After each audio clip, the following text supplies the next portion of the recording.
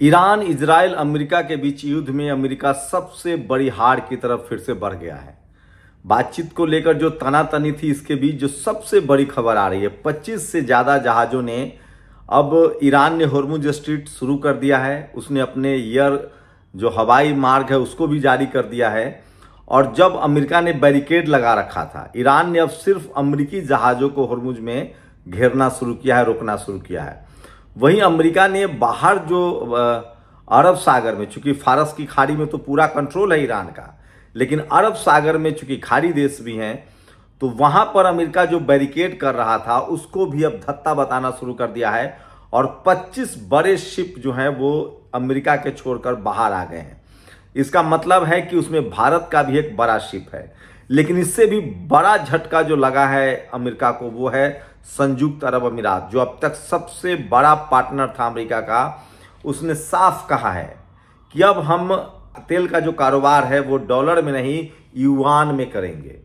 ये वो बड़ा झटका है जिसकी हम पहले ही दिन से चर्चा कर रहे थे, आपको बता रहे थे कि कैसे इस युद्ध में अमेरिका को बड़ा झटका लगा है। और लगभग अब खाड़ी देशों ने तय कर लिया है कि वो चीन और ईरान के साथ जाएंगे, अब वो अमेरिका के साथ नहीं जाएंगे। और इस युद्ध के शुरुआत से ही ईरान ने लगातार कहा है कि हमें अब क्षेत्रीय फोर्स बनना पड़ेगा, रीजनल ताकत बनना पड़ेगा, और हमें रीजनल कमिटमेंट के साथ काम करना पड़ेगा। कोई दुनिया का दूसरा देश, बाहर का देश हमें सुरक्षा नहीं दे सकता है। अब तक अमेरिका ने खाड़ी देशों को यह कह रखा था कि तुम्हें तुर्की से या फिर ईरान से खतरा है। कई बार युद्ध भी हुआ। सोचिए, इराक ने ईरान पर हमला भी किया था। उस समय अमेरिका जो है वो इराक के साथ था। बाद में क्या हुआ? सद्दाम हुसैन को अमेरिका ने सत्ता से बाहर कर दिया। दुनिया को पता है कि CIA ने, जो अमेरिका की खुफिया एजेंसी है, उसी ने अल-कायदा को खड़ा किया था। सोचिए, बिन लादेन को उसी ने खड़ा किया था, अल-कायदा को उसी ने खड़ा किया था जब रूस के साथ अफगानिस्तान का युद्ध चल रहा था। और जैसे ही रूस इस युद्ध से बाहर निकला, अल-कायदा खुद अमेरिका के लिए खतरा बन गया। तो कहा जाता है कि दुनिया में जहां जहां ड्रग्स के कारोबार है, जहां जहां इंटरनेशनल लेवल का माफियागिरी है या फिर आतंकवाद है, उन सब के पीछे कहीं ना कहीं CIA होता है या अमेरिका होता है, वो अपने नफा नुकसान से। जैसे जब उसे सोवियत यूनियन तोड़ना था, सोवियत संघ को तोड़ना था, तब उसने अफगानिस्तान में लादेन को खड़ा किया, अल-कायदा को खड़ा किया। उसी तरह से मैक्सिको में पहले कभी उसने ड्रग्स पेडलर बढ़ाए थे। सोचिए, तो वही अब उसको नुकसान कर रहा है। इसी तरह से उसने खाड़ी देशों में, और खासकर तेल पर जो उसका कारोबार था, तेल का जो भी कारोबार था, खाड़ी देश में लगभग 1 दर्जन देश हैं। जॉर्डन है, सीरिया है, अमेरिका है, लीबिया है, इराक है, ये सब अमेरिका के कब्जे में थे। संयुक्त अरब अमीरात है, ओमान है, बहरीन है, कुवैत है, सऊदी अरबिया है, ये सारे देश जो थे, कतर है, जॉर्डन है, ये सारे देश जो थे वो अब तक अमेरिका के शिकंजे में थे। अमेरिका इनको कंट्रोल करता था। सारे तेल के कारोबार जो है वो डॉलर में होता था, और इसी से अमेरिका की इकोनॉमी हवाई छलांग मारती थी।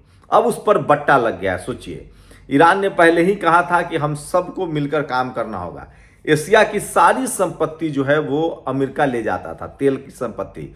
अगर सोचिए, ओपेक देशों का सम्मेलन, खाड़ी देशों का जो पैसा है वो अगर एशिया में लगे तो एशिया का ज्यादा विकास हो सकता है। उसी तरह से अफ्रीका में जो सोना है वो सब यूरोप के देश ले जाते थे। तो एक उपनिवेशवाद का बड़ा लंबा दौर चला है, और इसका खामियाजा एशिया और अफ्रीका को भोगना पड़ा है। लैटिन अमेरिका देशों को भी भोगना पड़ा है। लेकिन अब धीरे धीरे दुनिया भर के देश जागरूक हो रहे हैं, और ये बात अब सबको समझ में आ रहा है। तो अमेरिका के लिए सबसे बड़ा झटका है। जैसे एक बुर्किना फासो के इब्राहिम ने कहा कि हम अपना सोना यूरोप को नहीं ले जाने देंगे, चाहे वो फ्रांस हो, इंग्लैंड हो या जर्मनी हो। नतीजा, अब बुर्किना फासो एक मजबूत देश बन रहा है, स्कूल कॉलेज अस्पताल बन रहे हैं। उसी तरह से एशिया के देश, एशिया में ही सबसे बड़ा तेल भंडार है, चाहे वो रूस हो, चाहे ईरान हो, चाहे खाड़ी देश हो। अगर इन पैसों का जो लेन देन है वो इन्हीं देशों के करेंसी में हो, चाहे रूबल में हो, चाहे युआन में हो, चाहे दिनार में हो, तो फिर अमेरिका की जो इकोनॉमी है वो गिर जाएगा। और सोचिए, अमेरिका एशिया के तेल के पेट्रो डॉलर कारोबार से अमीर होता था, और वो एशिया के लोगों को ही हथकड़ी लगा के भेजता था। इसमें भारत सबसे आगे था। मैं आपको खाड़ी देशों की बात बताऊं तो खाड़ी देश में 1 करोड़ भारतीय रहते हैं और वो सब वहां बसते भी नहीं है, वहां वो काम करते हैं और वहां से पैसे कमाकर भारत भेजते हैं और भारत की इकोनॉमी को वो मजबूत करते हैं। जबकि अमेरिका क्या करता है, सोचिए, जो भी यूरोप जाते हैं लोग या अमेरिका जाते हैं वो वहीं बस जाते हैं, उनका सोशल कंट्रीब्यूशन भी कुछ नहीं होता है और भारत में वो ज़्यादा पैसे भी नहीं भेज पाते हैं क्योंकि वहाँ नागरिकता ले लेते हैं। तो खाड़ी देशों में भारत के सबसे ज़्यादा 1 करोड़ लोग काम करते हैं, ये भी एक बड़ी खबर है। और अब इस खेल से अमेरिका को बड़ा झटका लगा है।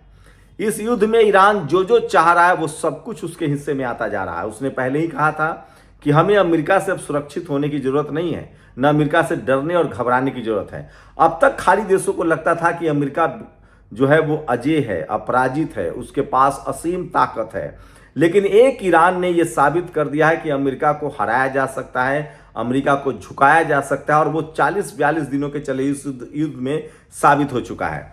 अब लगभग ईरान तय कर चुका है कि वो अपनी शर्तों पर ही अमेरिका से बातचीत करेगा। वैसे उसने अपने वायु मार्ग को खोल दिया है, साथ ही उसने अपने हॉर्मुज स्ट्रीट को भी खोल दिया है, लेकिन अब अमेरिका बैरिकेडिंग कर रहा है। लेकिन सवाल यह है कि ईरान ने साफ कहा है कि हम इजराइल और अमेरिका के शिप को नहीं जाने देंगे, अमेरिका इजराइल के मददगारों के शिप को नहीं जाने देंगे। भारत के शिप भी आ रहे हैं। अब अमेरिका बैरिकेडिंग कर रहा है, वो कह रहा है कि हमारा जहाज नहीं जाने दोगे तो दुनिया का कोई और जहाज नहीं जाने देंगे, जिससे तेल की समस्या बढ़ेगी और दुनिया भर के लोग जो हैं वो ईरान पर नाराज होंगे और अमेरिका के साथ जाकर युद्ध करेंगे। जबकि ईरान भी अपनी विदेश नीति में मास्टर निकला है। उसके लोग जिस तरह से इंटरनेशनल प्रेशर को बर्दाश्त किया, उन्होंने जिस तरह से उन्होंने दुनिया को बताया कि वो विक्टिम है, वो पीड़ित है, 45 साल से वो दंश झेल रहा है, उसके स्कूलों पर बम गिराया गया। सोचिए, पहले फेज की बातचीत में जो प्लेन गया था उसको उड़ाने वाला था ईरान का लोकसभा स्पीकर और साथ ही उसमें उन बच्चियों की तस्वीरें रखी गई थी खाली सीट पर जिन बच्चियों को मार दिया अमेरिका ने या उसके बम से स्कूल ध्वस्त हुआ था। ये एक बड़ा डिप्लोमेटिक गेम था। साथ ही अब ईरान कह रहा है कि हमारे जो भी संपत्ति सीज है दुनिया भर में 45 साल में उसे जारी करो।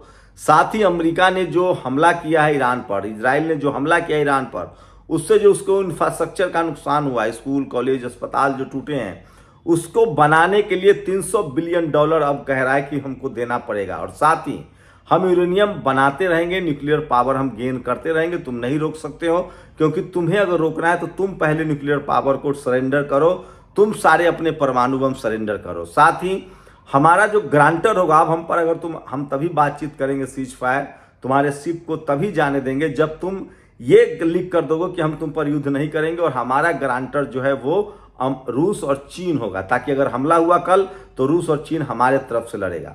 साथ ही लेबनान और फिलिस्तीन पूरी तरह से आज़ाद होगा, ये भी गारंटी मांग रहा है ईरान। तो सोचिए, ईरान जो है उसकी जो सोच है, उसकी जो रणनीतिक कुशलता है वो शानदार है और डोनाल्ड ट्रंप बैकफुट पर है। मैं फिर कह रहा हूं, डोनाल्ड ट्रंप और बेंजामिन नेतन्याहू हार चुका है इस युद्ध को, उसके पास कोई रास्ता नहीं है। वो इस युद्ध में सिर्फ इसीलिए वो डिक्लेयर नहीं कर रहा है क्योंकि जैसे ही इमरजेंसी खत्म होगी दोनों देशों में, चाहे अमेरिका में या इजराइल में, वैसे ही दोनों राष्ट्रपतियों की विदाई तय है। बेंजामिन जो इजराइल का प्रधानमंत्री है, उसके खिलाफ भ्रष्टाचार के जांच चल रहे हैं, कोर्ट एक्टिव हो जाएगी क्योंकि अभी वहां इमरजेंसी लागू है तो जांच नहीं हो सकता है। वहीं डोनाल्ड ट्रंप का एप्स्टीन फाइल में जेल जाना तय है क्योंकि वो 16 पन्ने जो गायब किए गए हैं वो भी सामने आ रहा है।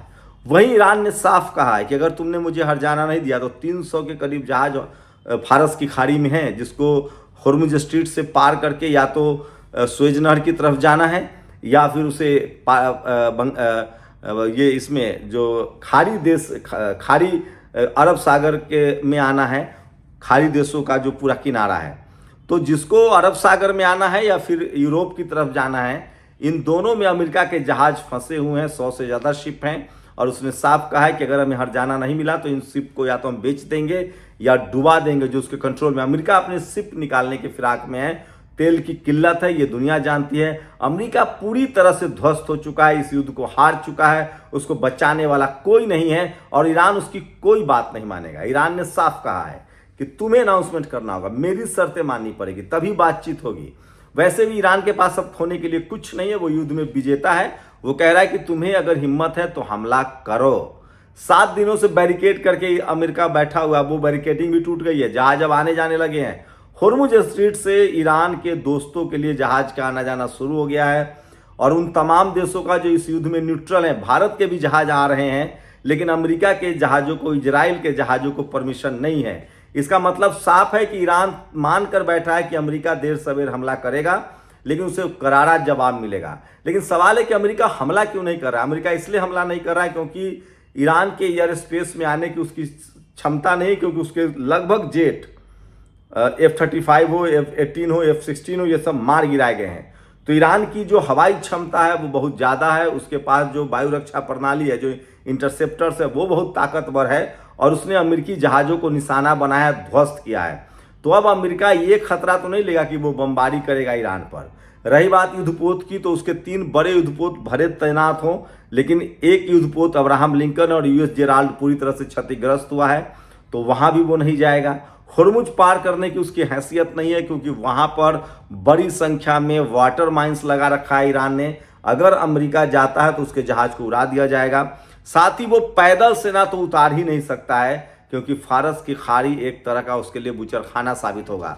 तो ये तय है कि या तो ईरान की सारी शर्तें अमेरिका को माननी पड़ेंगी, और अब शर्त माने या ना माने, ईरान आज़ाद हो चुका है, लेबनान आज़ाद हो चुका है, फिलिस्तीन आज़ाद हो चुका है, और अब इजराइल पर ईरान बड़ी तैयारी कर रहा है। मैं फिर कह रहा हूं, अब बारी इजराइल के बर्बादी की, और वो लगभग होता हुआ दिख रहा है।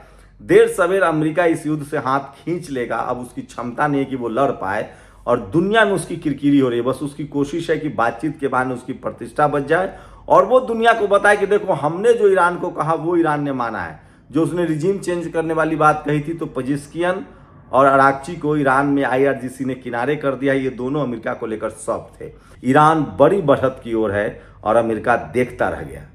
आप लोग अपनी राय जरूर दीजिए। शुक्रिया। दस्तक की आपसे गुजारिश है कि अगर इसको बचाना चाहते हैं तो नेशनल दस्तक को सब्सक्राइब करने के लिए रेड कलर के सब्सक्राइब बटन को दबाएं, फिर बेल आइकन की घंटी दबाएं। नेशनल दस्तक को बचाने के लिए बहुत जरूरी है कि हर खबर को शेयर करें, लाइक करें, कमेंट जरूर करें।